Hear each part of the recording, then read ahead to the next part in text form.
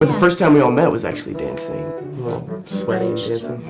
I'm the goofiest dancer. Boy. Yeah, she can train him in a sense. Yeah.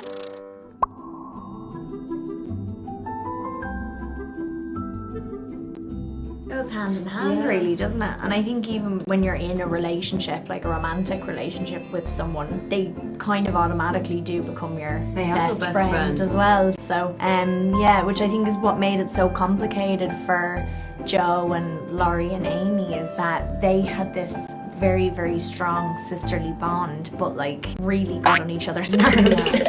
And they were sort of like two halves of the same coin, but she didn't want to marry him. So it was, but there was so much love, I think, between the three of them, and it was different types of love. That's an interesting point. Laurie is the other half of Joe, and Amy is always in love with him. It's kind of like a familiarity, isn't it? It's it's like safety and total instant She love. knows how to handle it as well, in the way that she challenges. I think Amy challenges Joe more than the other sisters do, and I feel like you're right, she does that with him too. I never thought about that. But it's almost like with Laurie, she can kind of do the things that she wants to do with Joe. She can, she can train him in a sense. Yeah. She can educate him, she can help him, she can boss him around. My lord. Yeah, she can support him and praise him. Yeah. No. Wow, God, I didn't think about that. Yeah. It's actually the third. Yes, but we don't act together. But we don't act together. You have a much bigger part in that than I do. Really? Yeah, I mean, I'm only in like one scene. Why Was not? it fun? Yeah, it was fun. It's full on. It's fun. We did a Wes Anderson film this year. Yeah. Sorry.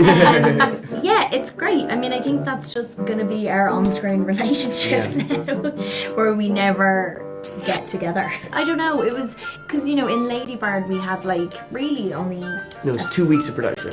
I had 2 weeks on the job. Scenes together.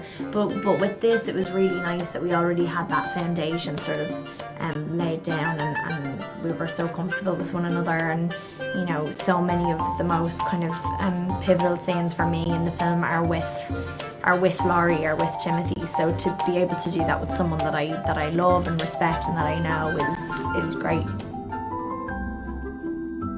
Probably me. I'm the goofiest dancer. I'm very videos long. of these rehearsals in that random space in Boston.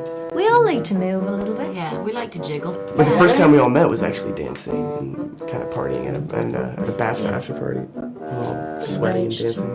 Did you work hard to prepare the scene for the dance? Yeah, I think the irony is that we choreographed that, or not we, Monica choreographed it we worked on it for about a month and a half. And in the movie, I didn't realize this, they play it, well, I guess I realized it on the day, but they play it like it's improvised, you know, so even the camera, she didn't like play it like it's a choreographed thing. But it's ironic because we didn't work hard on it. It's all choreographed. For Chinese fans, all of you have nicknames, and your name is Bo Mei. Oh, yeah. Bo Mei. What does that mean? Sister Pugh. Because, Yeah, and Saoirse, you have nickname Ronan. Ronan. Timothy has the name. Do you know how to say it? Tiancha 아니면. Thank you. I think that depending on what sort of realm you're talking about, freedom can sort of mean a different thing. I mean, I know when it comes to work, I love to have sort of goals set out by the director that I need to reach or achieve. And then within that, I can find freedom when I know what the structure is, I suppose.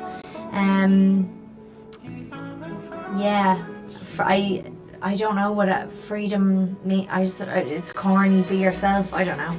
But within work, I think there's a real sort of liberation that you can get from knowing where you need to end up, and then on the journey there, you can allow yourself to just enjoy the journey itself.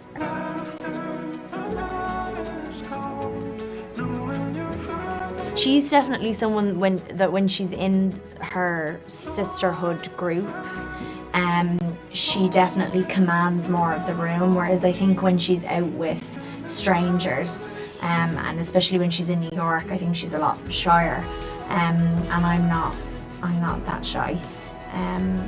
But what I like about Jo is that she can sort of be the boss, but she can also take a step back, which I think is a really lovely quality to have.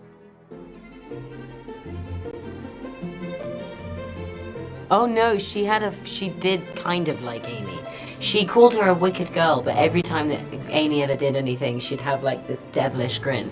Even last night, my gran watched the film at the French premiere, and when she came out, she was like, she was so bad, but she was so fun. And I was like, yeah. And then she was like, when she fell in the ice, I was like, Gran, no. Or Amy. Yeah, literally. Gran is Amy. And she was like very excited that Amy fell in the ice. I was like, this is disturbingly amazing. Now I know where I got it from.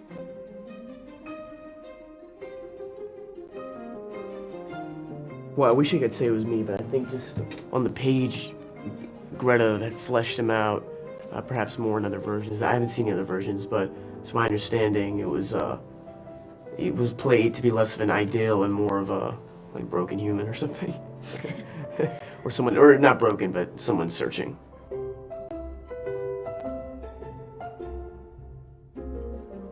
Well, it's been 25 years since there was a big screen adaptation, and I loved the book so much when I was a girl. But when I reread the book, I was totally amazed by how modern and urgent the story was. It felt like it was speaking so much to what women are doing today, and quite frankly, what women are doing in film today.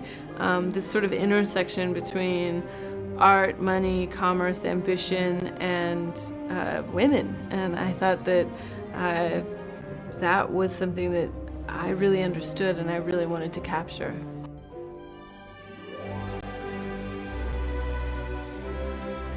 Well, I wanted to combine Louisa May Alcott with Jo March. So I wanted to kind of make them the same character in a way. And I wanted the movie to be about writing in a way, that the whole movie is about writing. And then I wanted it to sort of veer so that at some point we realize we're watching the thing that was written, not the thing that happened. I just knew I intuitively felt like that was the right way to approach the story, to kind of break it all apart and then put it back together.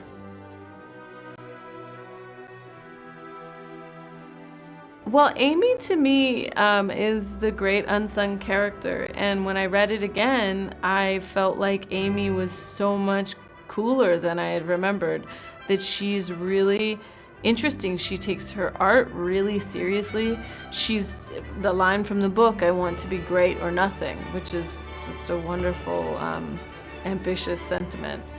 And, I think it's really interesting that this character has been hated for so long because she's the one of the sisters who says most clearly what she wants and then goes for it. And I just find it interesting that that's the one we don't like.